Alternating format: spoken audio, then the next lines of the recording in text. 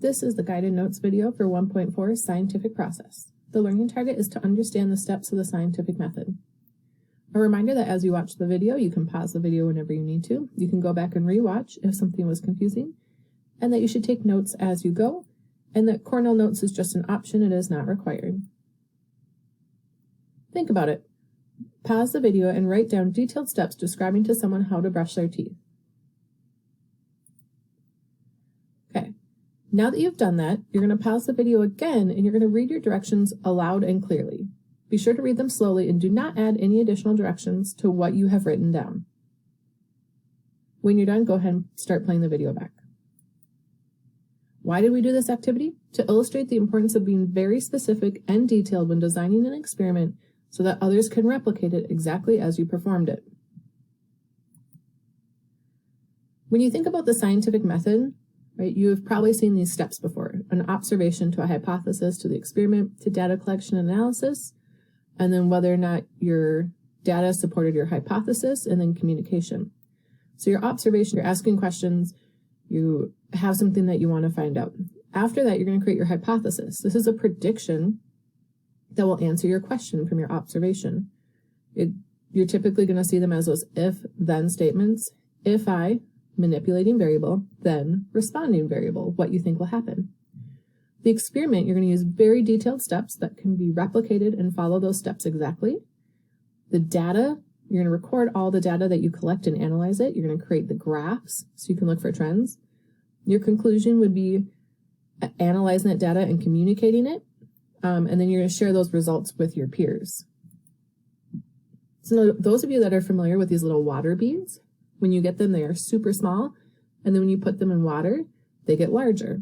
So looking at this little diagram on the bottom right, the phenomena would be them getting bigger. And we're going to question, how is that happening and why does it happen? So using that little triangle of what the phenomena was, the how and the why, we're going to set up an experiment that we could use to test the movement of water. So the next slide does not have water beads, but gummy bears. So the question is going to be, do gummy bears change size? Right? Would water go into or out of a gummy bear? And your hypothesis could be, if I place the gummy bear in water, they will get bigger. Right? Looking at the previous picture of the water beads, I am making the assumption that the water will go into the gummy bear. And then you would tell me, what are we testing, right? What are you manipulating? What are we measuring? And what things could you control? So we're going to test the water. Does the water have an effect on the gummy bear size? We're going to measure how big the gummy bear gets. You could use a balance for the mass. You could use a ruler for the length and the height. And then you're going to want to control the other variables. You want to make sure you use the same type of water, the same size gummy bear, and the same amount of time. So you did your observation, your hypothesis, and we were going to set up an experiment. And then you would have to collect the data, right? And then we would graph it and we would look for trends. All right, so something else we could study would be the effect of music on people, right? Does a certain type of music increase heart rate? Does it make you more excited? Does it calm you down? So using this triangle again, we would say, what is the phenomenon? To be how music makes us feel, and the how and the why, right? Why does a certain type of music change how you're feeling or your energy or like your heart rate? So that's how my second experiment would be. All right, so my next experiment would be, can music make you feel calm? If I listen to relaxing music, then my heart rate will go down. So we'd have to look at, what do we test? What's our manipulating variable? What would we measure? What's our responding variable? And what would we control?